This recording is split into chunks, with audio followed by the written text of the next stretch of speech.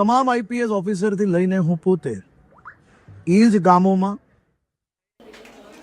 તો આ બાજુ બીજી બાજુ વાત કરીશું આણંદની, જ્યારે આણંદની અંદર ખેડૂતોના પાકને સહાય માટે જ્યારે કોંગ્રેસ વહારે આવ્યું છે, કોંગ્રેસ અત્યારે હાલ આક્રોશ રેલી યોજી કરી રહી છે।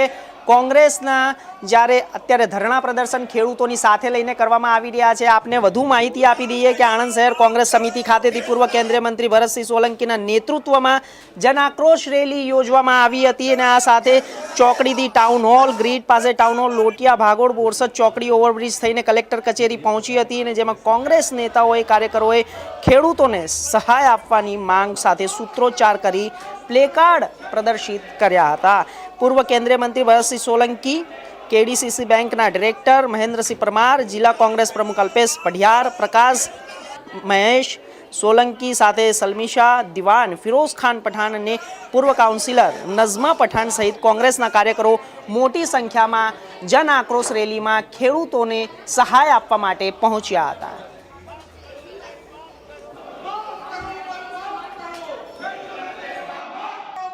જે પ્રકારે ગુજરાતમાં કમોસમી વરસાદ, પૂર, અતિવૃષ્ટિના કારણે જબરજસ્ત નુકસાન ગુજરાતના ખેડૂતોને, આણંદ જિલ્લાના ખેડૂતોને થયું છે અને તે સંજોગોમાં રાજ્યની સરકાર, કેન્દ્ર સરકારની ફરજ બની રહે છે કે ખેડૂતોને રાહત આપવી જોઈએ, પેકેજ આપવું જોઈએ, એમને મદદ કરવી જોઈએ।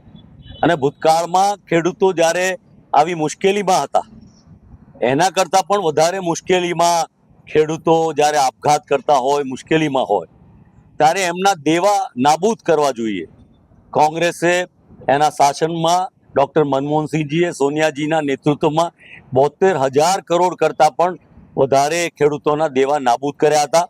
ત્યારે અમારી જે લાગણી છે કે આ કમોસમી વરસાદ અને જે પ્રકારે ખેડૂતોને જબરજસ્ત નુકસાન થયું છે એને રાહત મળવી જોઈએ, એમના દેવા નાબૂદ કરવા જોઈએ।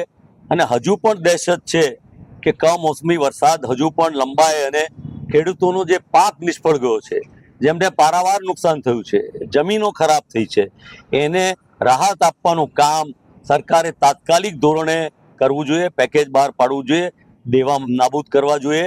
અને એટલા માટે રાજ્યના મુખ્યમંત્રીને આણંદ જિલ્લાના કલેક્ટર થકી અમે સૌ કોંગ્રેસના કાર્યકર્તા આગેવાનોએ ખેડૂતો વતીથી આવેદનપત્ર આપ્યું છે।